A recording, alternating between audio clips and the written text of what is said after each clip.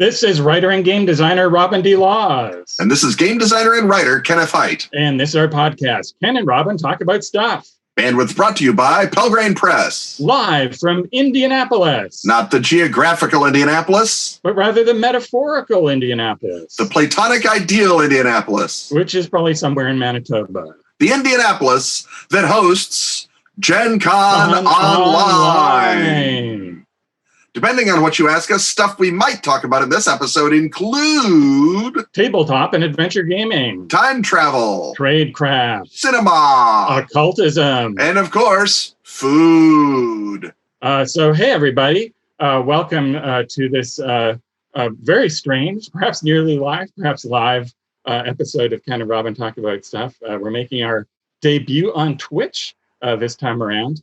And so let us start out with the traditional thank you to all of our Patreon backers. If any of you are gathered in the chat, please take this opportunity to give yourselves a big old pat on the back for keeping this show going, keeping it alive.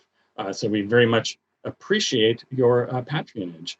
And so what we're going to do is we're going to do the traditional nerd trope, in which Ken is presented with a nerd card and a trope card, and must therefore improvise upon them both. But while we are doing that, if you have a question to pose to us, we would like you to post it in the Twitch chat. Then some sort of magical sprite or a Zephyr will transmit those questions to us, and we will read them. And Ken, do you have the doc filed up so that we can? I do have the doc file up. I have the doc. It is up. Awesome. My Zephyr receptivity system is on point. It's on fleek, I think, as we say on Twitch. As we say on Twitch. Okay, so at this point, it's time for us to reach to the Nerd Trope deck, which was made for us by Kenneth Hite. Those of you who have listened to the show before know that there's one nerd card, one trope card. Those of you who've been listening for a long time know that we're beginning to repeat things a bit, and familiar things are starting to crop up. I have created a ringer nerd card and a ringer trope card, just in case the first thing drawn has already been used. So the nerd is Otto von Bismarck. Have we done Otto von Bismarck? I don't think we've done Bismarck. I think Bismarck is new to us. Bismarck is fresh. And let's reach into the trope card for, oh, wait a minute. We've done this one. We've definitely done alchemy. Oh, yes. So the ringer is Gorgons. Gorgons, everybody. Is Gorgon. Otto von Bismarck und the Gorgons.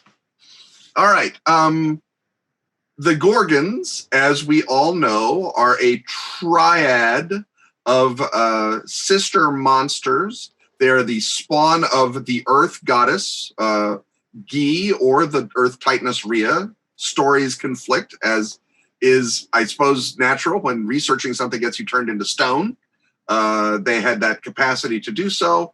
One of them, Medusa, was half mortal through some bizarre system, and the other two were titanesses or demigoddesses or immortal in the other way. So we have a trinity of mysterious women, one of whom can go about the world and create statues by looking at you. So obviously, once you start thinking about that question, and you have, on the other hand, Otto von Bismarck, statesman, agriculturalist, warmonger, and mustache wax pioneer, you have a lot of possibilities for him. His goal in all of this is to unify and magnify Germany under the iron heel of Prussia, and specifically the King of Prussia, Wilhelm, later to become the Emperor of Prussia, Wilhelm. And Bismarck, in operating this wise, preferred to leverage his opponents against each other.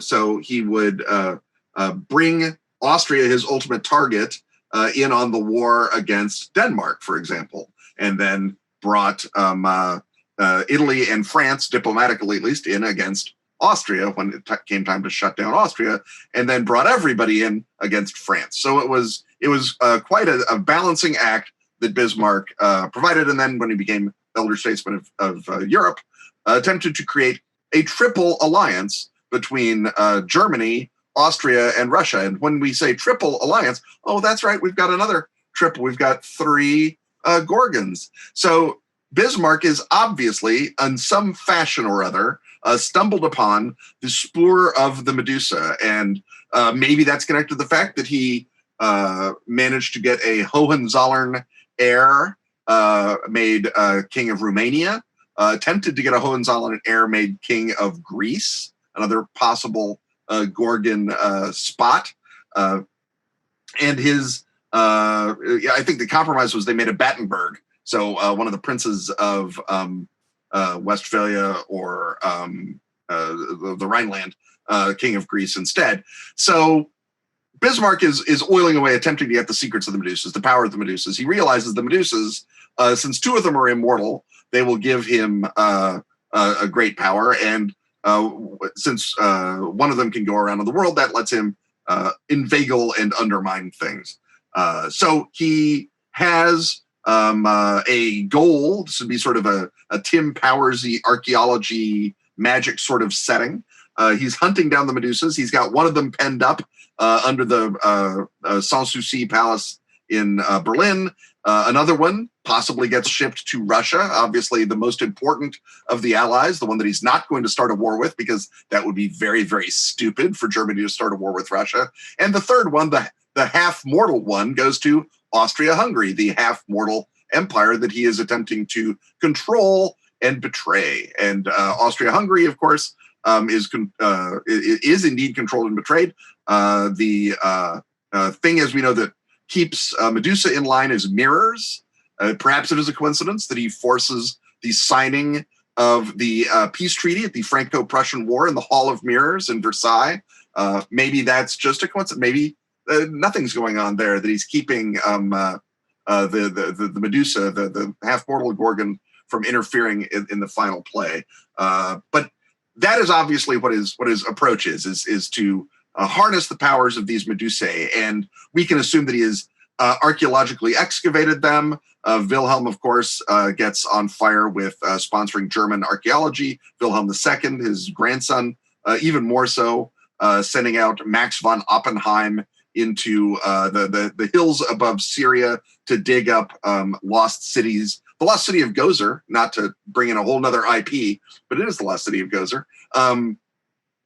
And start shipping tablets and all manner of things back to Kaiserine Imperial Germany, which by now is sitting on the Medusa, and then through what do you call it, carelessness, manages to splinter the Medusae, and now one of the Medusas is in the hands of the Russians and is up to activity. So there is a ongoing attempt, and I think that we can certainly say that it is possibly a rivalry between the heirs of Bismarck.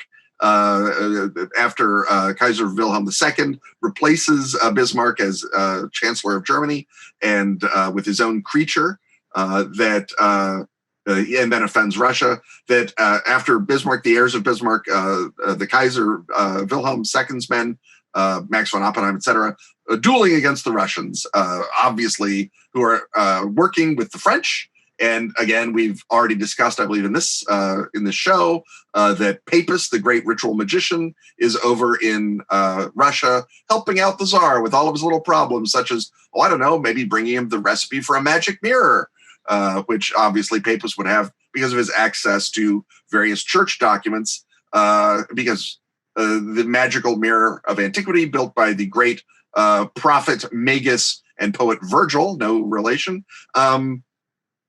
would have been accessible in Rome. So this explains the perhaps bizarre attention to Italy paid by both the German and the French secret polices. I think you can build a lovely, a little less overt than our standard nerd trope game of hunting around for magical mirrors that may contain the image of the Medusa in such wise that you can redirect the poor Austro-Hungarian Empire. We have, of course, in Austria, this is the time when the heirs to the throne are suddenly being caught in compromising situations, committing suicide, possibly mysteriously turning into statues. We don't know, but there's a lot of statues in this era.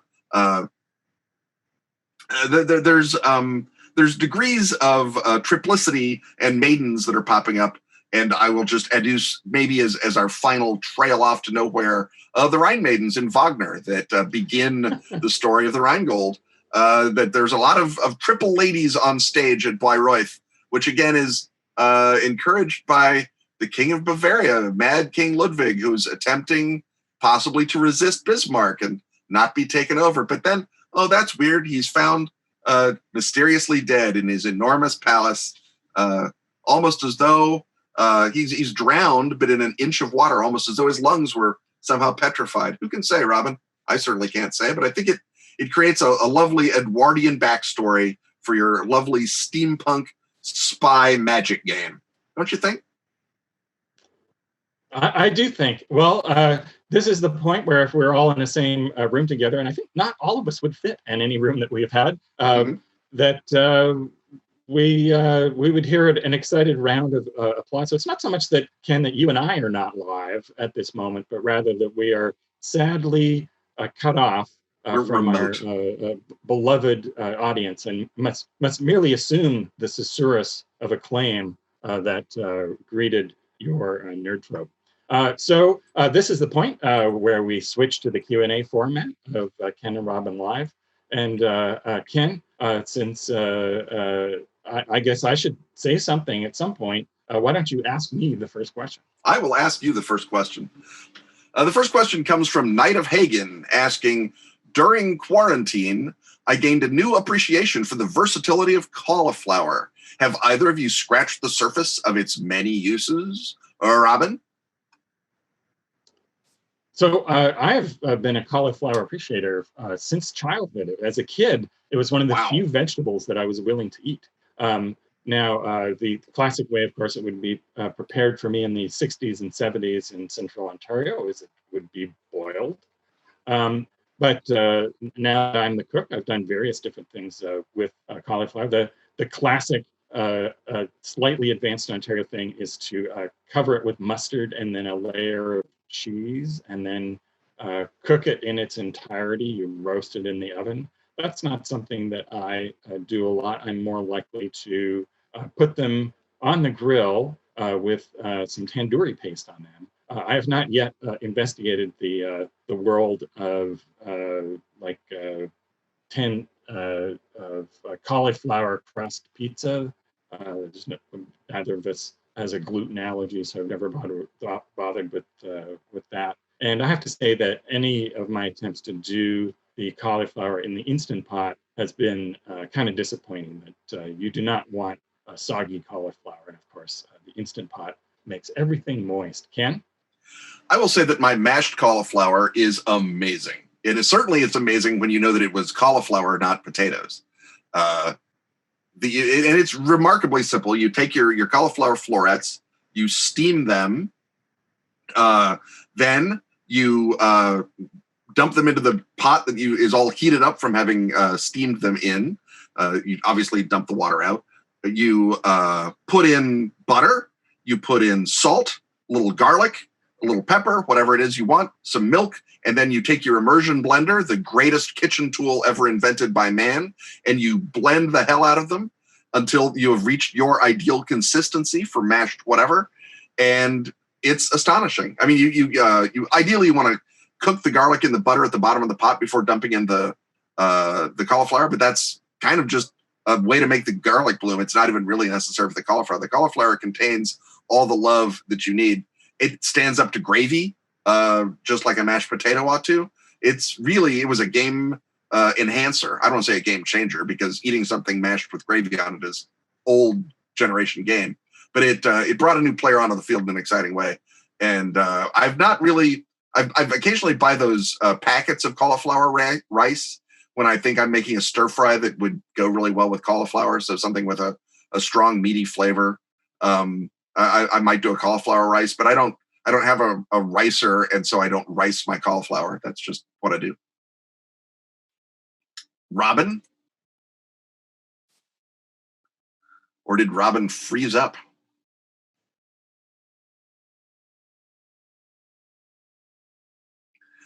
I think Robin may have frozen up. The Toronto internet is, of course, just held up by string and beavers. So we have to see what happens from there. But I will go on to the next question.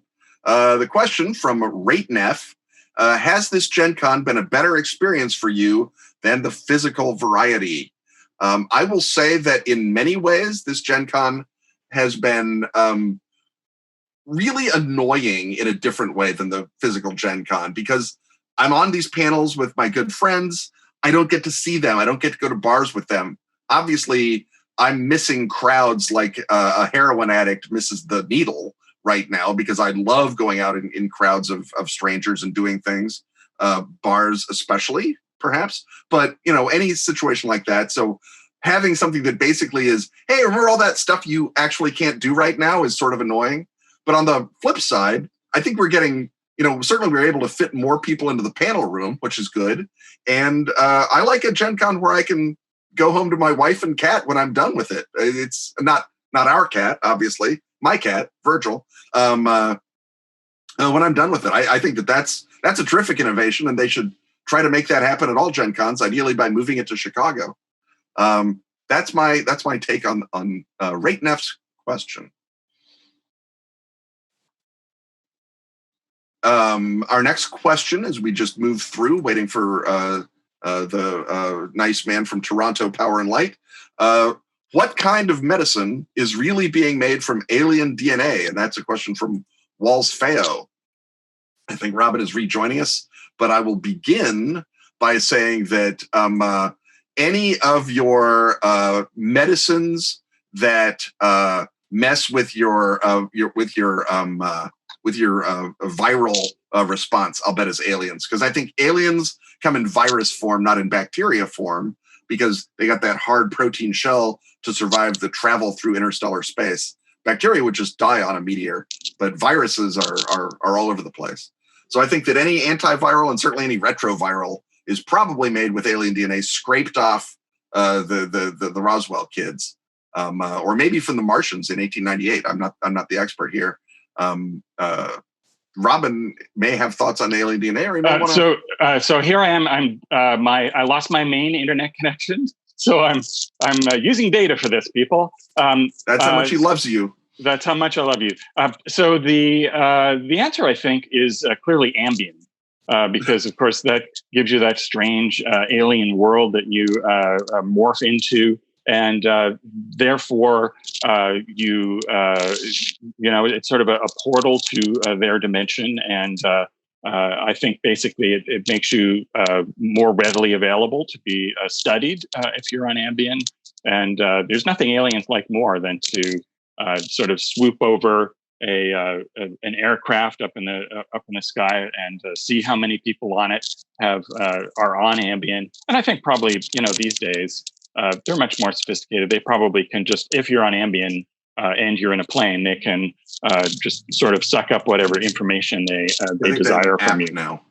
Yeah, I think so. That's pretty much it. So the next question is, how can we get some extra benefit from virtual games or conventions versus real world ones? So I would start out by saying that I think one of the benefits of virtual is that people focus up more because they have to try harder to receive information from each other. They are therefore, you get more done in a session. People are more conscious about giving space to one another, and it tends to be more compressed. And therefore, you can play for a shorter period of time, which is also good because you're almost undoubtedly in a less comfortable physical environment. I found that depending on your virtual tabletop, you get a more granular response out of your foes in a fight scene. Normally, you roll for initiative for all the bad guys, or maybe for the dragon and for the goblins.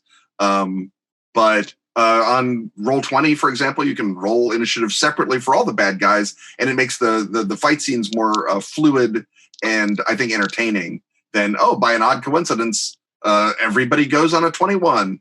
Great. That feels broken up and chunky in a way that a virtual table initiative doesn't. And you really wouldn't spend the time to roll, 40 dice or 15 dice for initiative, but you can easily click that little initiative button 15 times. So I think it can make tactical combats a little bit richer. So hit us with the next question, Ken. Jeff Carr's beloved Patreon backer, Jeff Carr's. We should be knowing if they're Patreon backers. I hope you're all Patreon backers. Beloved Patreon backer Jeff Carr's asks, if you had to write a Trail of Cthulhu setting in a time and place that neither of you have, where and when would it be? Robin, and I'm going to right now say we're counting Yellow King, so you can't say Belle Epoque Paris. So a trail setting that we haven't had before. Well, technically, trail is 30s. So I suppose I would have to do Canada in the 30s, which is kind of Canada has just sort of experienced its awakening as a separate country by its participation in World War I. So there might be all manner of horrors and certainly trauma brought back from there. It is dark times in Quebec, which is and the sort of the early mob days in Quebec are starting up in Montreal, and there's all sorts of you can have your Ogopogos and your Sasquatches and give them all different sort of Mythosian elements. So we are used to thinking of my native land as somewhat bland and boring, and so it might be fun to make it horrible. Ken? Well, I mean, I've pitched 2 different trail books, I think probably at various GenCons by now. One of them would be entitled Deathless China, would be set in China in the 1930s. And the other would be Bloodhounds of Moscow, which is the next in the Hounds metonymic. And that would be playing NKVD investigators who discover the Cthulhu mythos and realize that the last thing they want to do is tell Lavrenti Beria about this, but that the act of magic and sorcery, being counter-revolutionary, will also get them killed. So it's a fun, not fun at all. It's a terrifying tightrope to walk, and basically it's the game in which your characters have just as much a chance of being purged as they do of being eaten or being driven insane. So I think that would be an interesting setting. Moscow in the 30s is a bizarre. I mean, you talk about your Mordors. Moscow in the 1930s is Mordor. It's a nightmare town all the way through. You could add, if you wanted to, a little Dreamhounds tie-in, and of course, since they're excavating Russia's supplies of old books and sending them to be sold in Britain and America for hard cash, even a Bookhounds tie-in could happen there. I think it's a strong, dramatic setting. There's a lot of things to do, and I think you would just play it as an intentionally short game that would last until your characters are all purged or otherwise gone. That it would sort of lean into the fatalism of mythos play. Robin? So next we have do you all mark the nerd trope cards when you use them? And the answer is perhaps we ought to have, but we don't. So we're relying on our own faulty, often somewhat sleep-deprived states of mind in order to recall if we've done something before. Let's just skip to the next question, because Ken, your answer would be the same. Robin. Yeah, my answer is Robin has and the this nerd question trope is for cards. you. Yes. Ken, if I'm this question is from Thadrin. If I may do a time machine question, what hideous flat pack future was avoided by your sabotage of the designs of the Swedish warship Vasa that sank on its mating voyage and is preserved in a Stockholm museum? Ken, are you familiar with the Vasa? I am very familiar with the Vasa. I've actually been in that museum, which is very much as if Boston had a museum dedicated to Bill Buckner's missed catch. let's going to take the most spectacular failure in our city's history and make a museum to it. It's quite a thing. The Vaza is just ludicrously insane looking. There's, sculptures and figureheads and nonsense of all sorts. And of course, it was top heavy. I think mostly because it was oversheeted or over. It might have been the sculptures. Might have been the sculptures, but I think it was just the mast and sail ratio was wrong.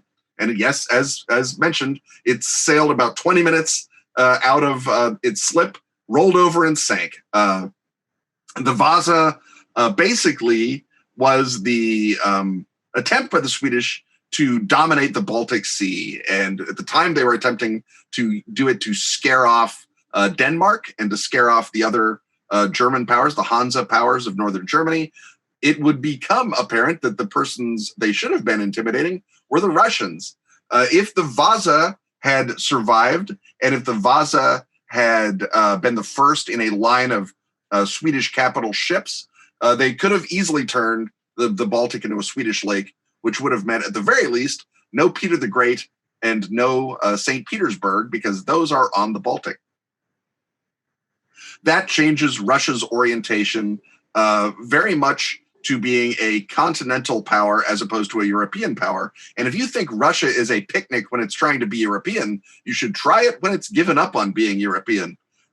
This is the country that put Ivan the Terrible on its stamps now, much less would have done so then. They've never been ashamed of their past as the bully boys of the Mongol Empire.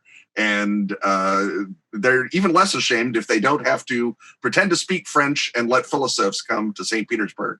So it's not the hideous flat pack future of Sweden. It's the hideous armor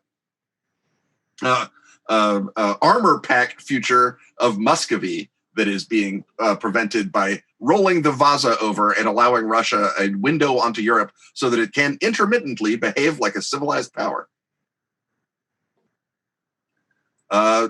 Next question is from Eric M. Paquette, who asks, what are good foods to eat during GenCon Online and other virtual conventions? Robin, what do you recommend? Well, good for this purpose.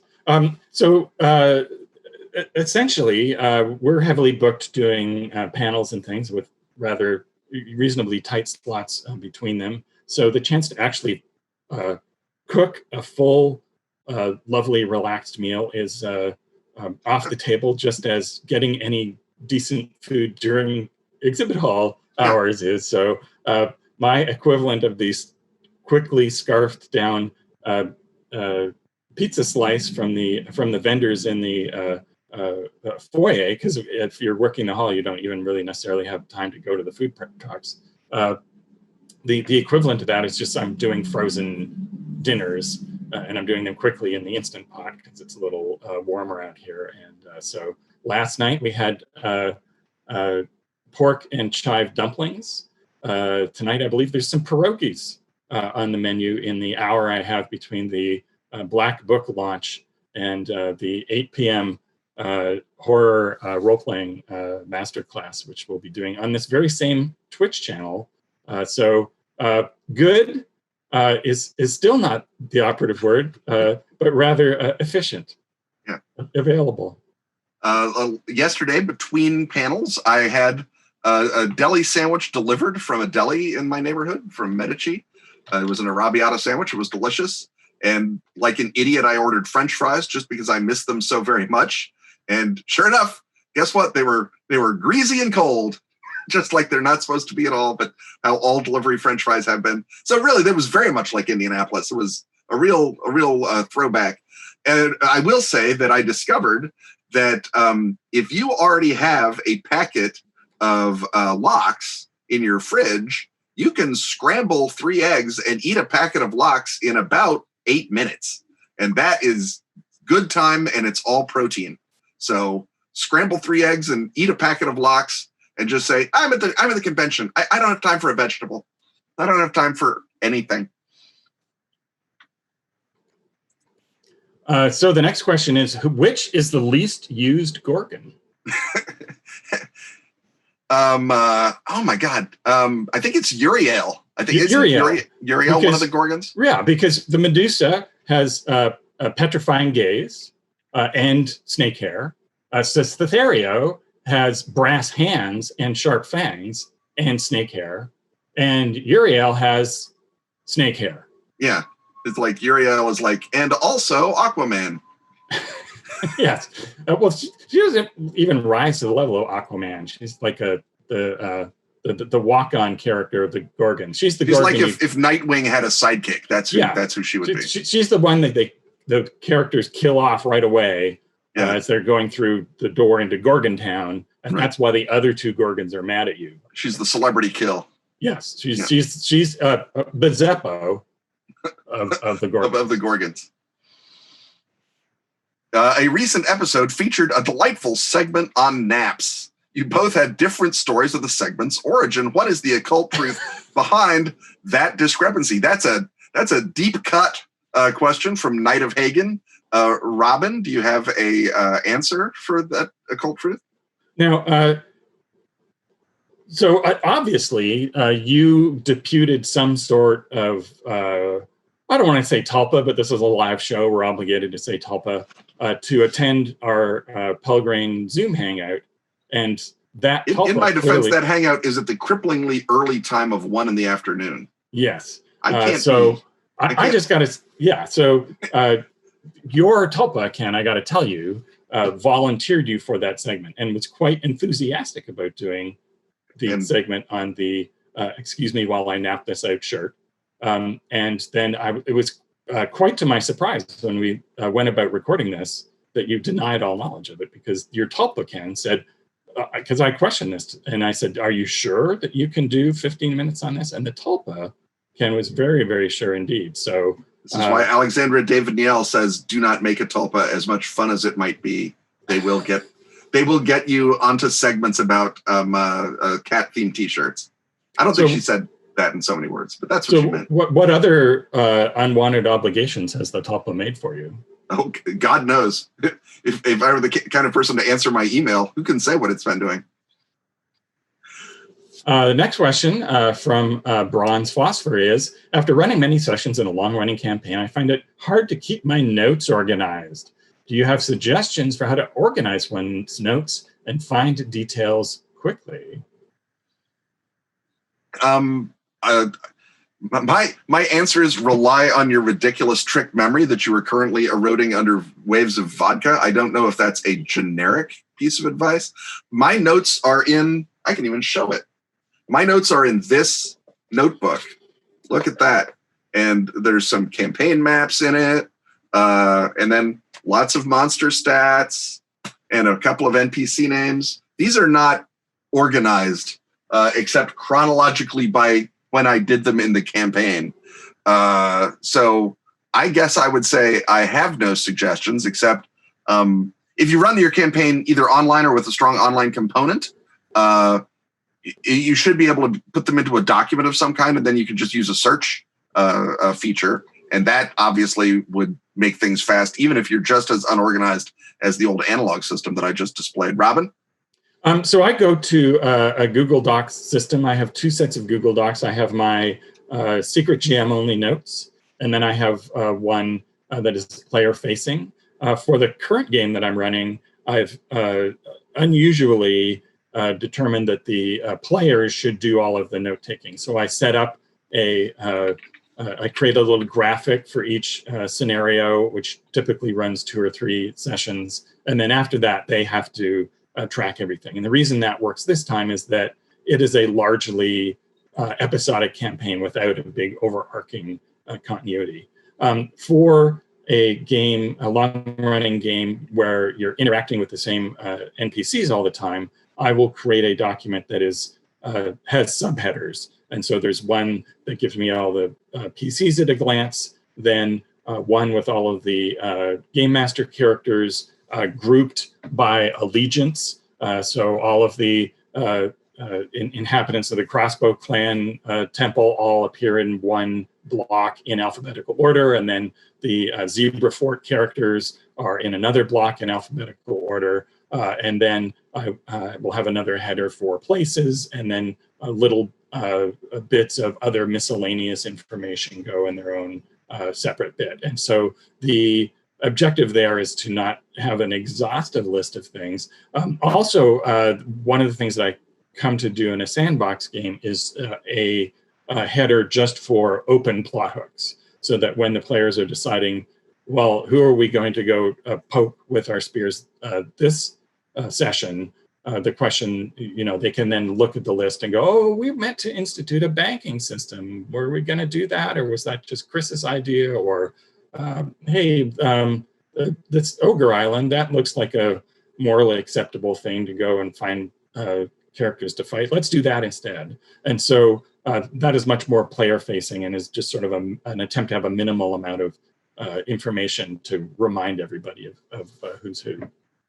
Next question from Agile Miner. What is the best RPG for Greek mythology, Ken? Well, I would say Until Hellenistica comes out by me for 5th edition, set in the Good Parts version of the 3rd century BC. I recommend, I'm a big fan of Agon by John Harper. It's a great game. It's very focused on the heroic quest and the heroic, literally, Agon, the conflict. It's thematic. It's inventive in John Harper's way. It's a story game. It plays very, very strong and focused and simple. I think it's just a terrific game, and it gives you, at least for the heroic quadrant of Greek mythology, which, as we all know, is an enormous topic that could encompass a lot of different things. I'm a big fan of Agon. I think that if I'm picking one thing, and it's not just your favorite game, but also, GURPS Greece, I'd say that Agon is a good choice. When I ran a Greek mythology game, I used Hero Quest, and the reason I did that is that that system, which is the system I designed for, now Chaosium has inherited it for Glorantha. Also, it's available in a generic form, and that makes every conflict mechanically equivalent to every other conflict. So, because the Greek myths have some fighting in them, there's the war with the Titans and so forth. But after that, there is an equilibrium is reached, and occasionally there are adventures where there's physical conflict. Jason and the Argonauts and so forth. That just as often there is emotional or political conflict. And the gods were not the main characters in this, but the lives of the people in the Greek city-state were frequently messed about with by the gods. Most notably, when my friends Lynn Hardy and Richard Hardy, Lynn is now of Chaosium. She's an assistant line developer for Call of Cthulhu. She was in my game group when she lived in Toronto, and so she and Rich came in as a ringer for one night, and they showed up, asked the players what they'd all been up to, just as if they were seeking a recap. That took all night, and at the end of the night, they revealed that they were Diana and Apollo, and they'd been sent to pass judgment on them and levy a punishment and grant a boon.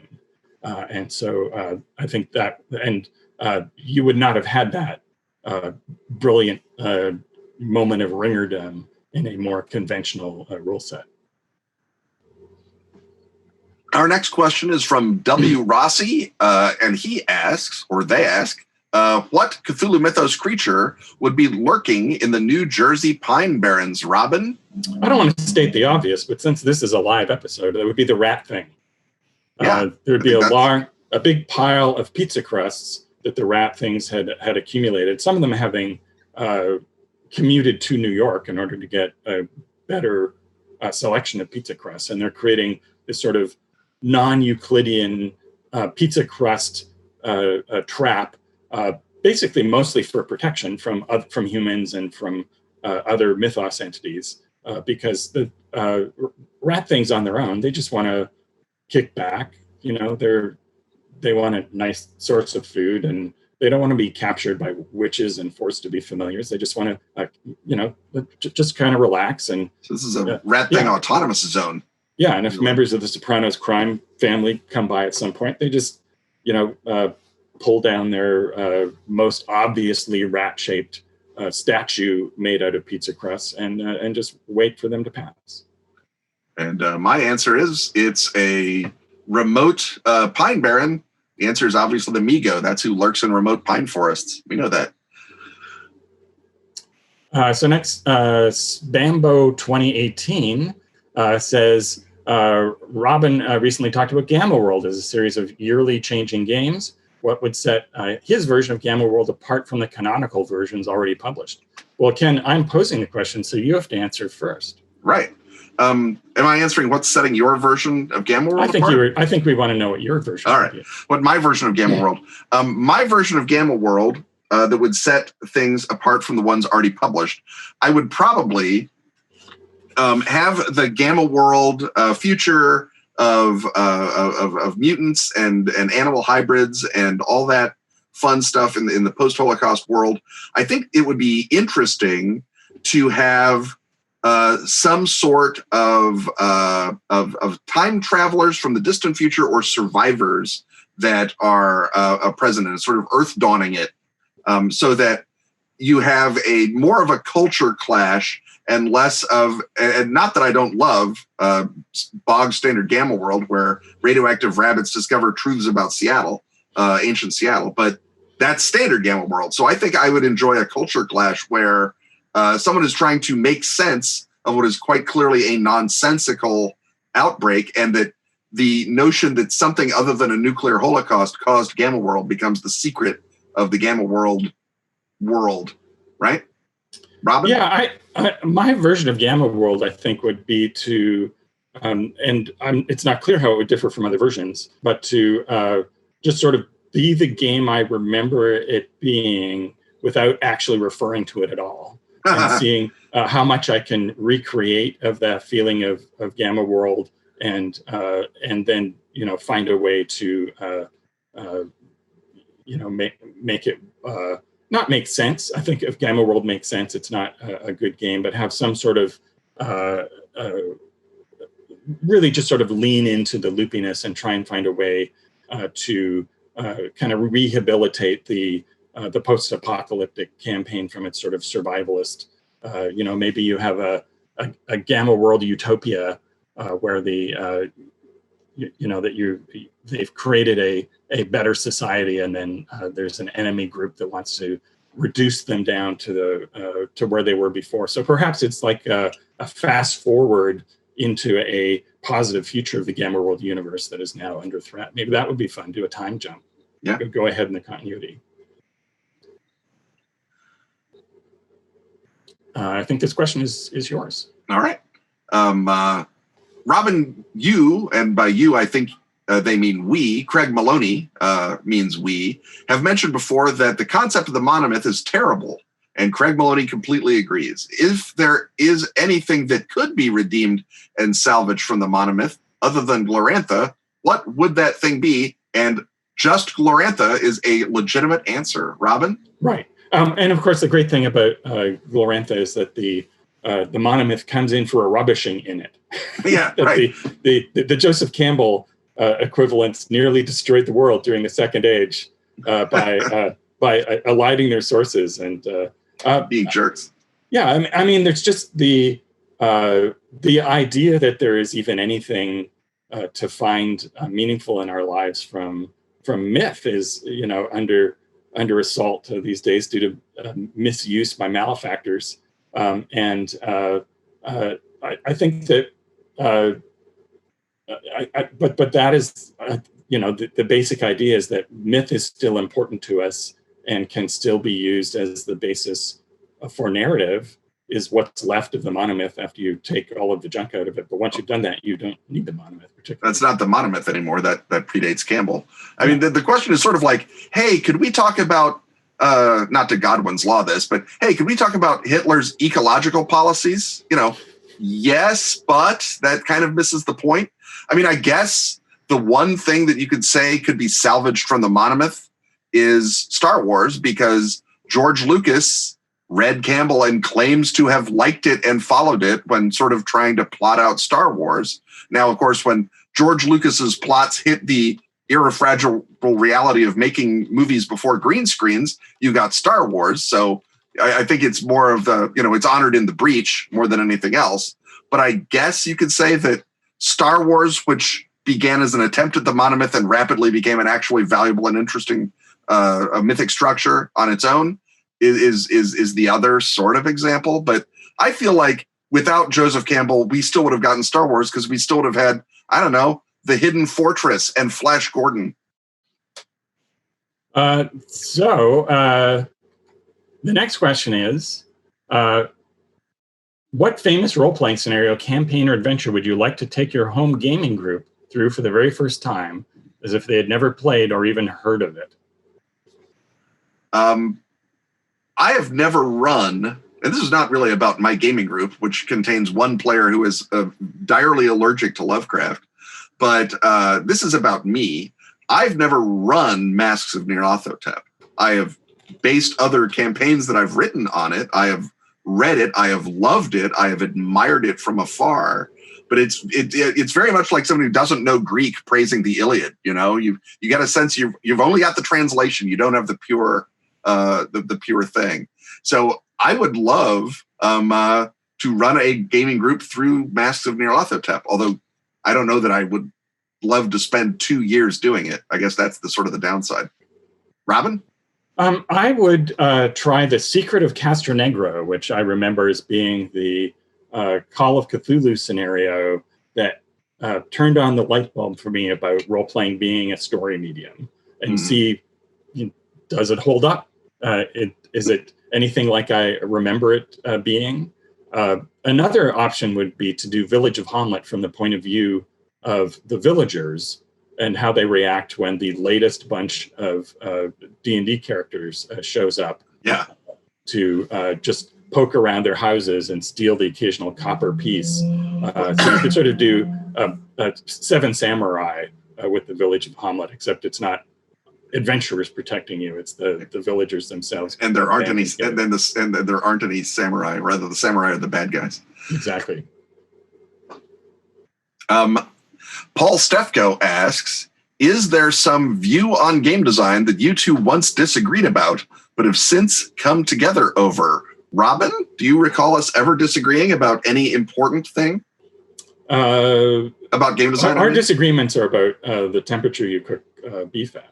Yeah, and frankly, that's plenty for a friendship to be riven over forever. And I think it really speaks to both of our strength of character that we push through that. But no, I think in game design, when I became aware of Robin, I became aware of Robin as someone who was doing everything correctly, and I wanted to learn how to do that. I don't think that I've ever looked at something that Robin said and said, that's wrong game design. I've looked at things Robin has done and said, I think that there needs to be more mechanical tools at the table for other people to play it successfully. But that's not Robin is wrong. That's Robin needs to be translated a little bit. And that's not the same thing at all. So the next question is, how can you use food in gaming, horror, or fantasy in a way that is fun and interesting? This is from Jeremy French. I think using food in fantasy is good because it gives you an opportunity to stage set, to sort of describe what the village is like, or the town, or the city, or wherever you are. And if you're going into the tavern, it might be worth taking a little bit of time to start and say, what do you want to be on the menu, and what are you settling for, given this rude, terrible tavern? Or what do you think is on the menu, and what are you amazed by, because this is an amazing fantasy city? And let the players sort of co-create, let them know their own character. I think that is because we are what we eat, as the man said, or show me what you eat and I'll tell you what you are, is Brillat Savarin, I think. So I think that's a good window into character. I think it's a fun role-playing moment, and it lets you be in the moment without just saying you're in yet another identical tavern, waiting for yet another identical man and yet another identical hat to bring you a slightly different map. One thing that I would bring in is just that food is treasure, right? That you could have a whole campaign around finding a particular spice, and perhaps reclaiming it from the horrible people who ravaged your island, to chop down all of the nutmeg trees and that this is important to you and your people, and more importantly, you just want revenge on them. So a food-based campaign of vengeance. Why don't you skip down to the Fall of Delta Green question? All right. Vox Novanian asks, is there anything you can reveal already about the Fall of Delta Green campaign that's in the works? Are there possibilities for crossover with a modern-day Delta Green campaign? Robin, you want to take that or bounce back to me? That's a question for you. Yeah, it is a question for me. I would say I can reveal that it is a globetrotter in the model of Eternal Lies or Shadows of Yog-Sothoth, that it is tied in with the heroin trade, and that it is our homage in many ways to the French Connection, as well as to another many seminal things from that era. It is set in 1968 and takes advantage of things like the May 68, the Prague Spring, the Tet Offensive, other stuff like that. So it has a historical crunch to it. You can certainly play the individual operations out of sequence or individually if you want, but I think it's more effective as a period during which you are sent to investigate a lot of things and uncover, goodness me, no, a horrid conspiracy. The possibilities for crossover, well, that really kind of depends on whether or not the characters leave enough bad guys alive to live down to the future and take their revenge. I don't think it's a spoiler in a Mythos campaign to say all manner of possibilities exist for people to live down to the future and take their revenge on you, but they do. And certainly the heroin trade now is just as thriving as it was in 1968. So you could morph a different villain from the same source text, which I shan't give away.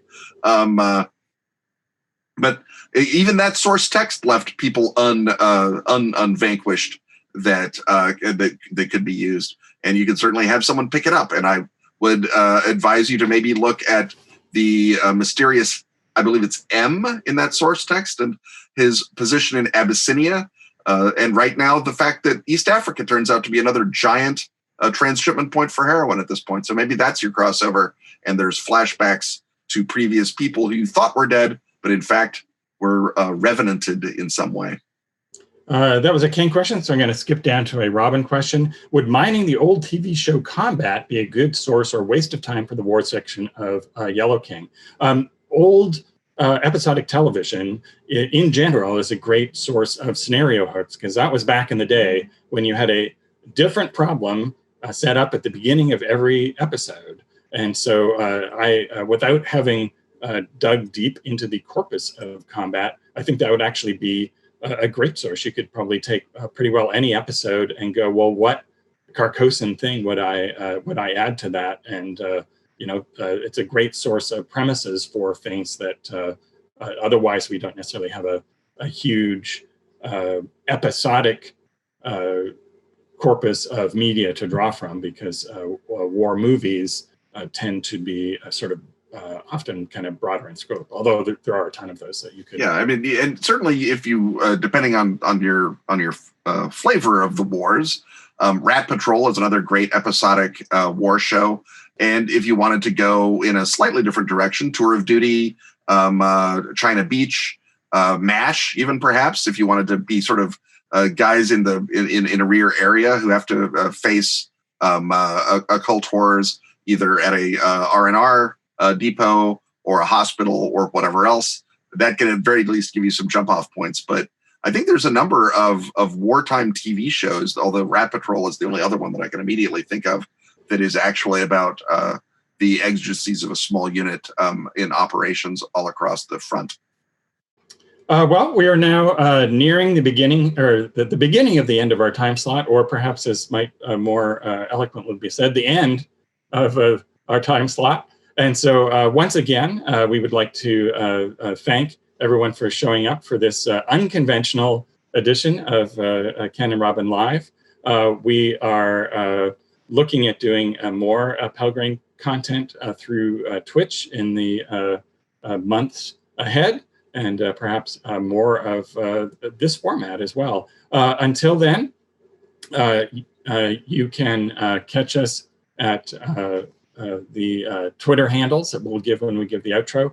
Also, we need to plug the Dracula dossier run that is going to appear in this feed. This feed is going to start hosting an episode of Grant Ellis's Dracula dossier. So you can see Ken's brilliant gumshoe magnum opus put into place, and in true spy movie fashion, you'll be dropped in the middle of the action and have to figure it all out on your own. And on that note, Ken, it's time for us to access our scripts. Stuff having once again been talked about, it's time to thank our sponsors. Atlas Games. Pelgrane Press. Ask Fagel. Arc Dream. Dark Tower. And Pro Fantasy Software.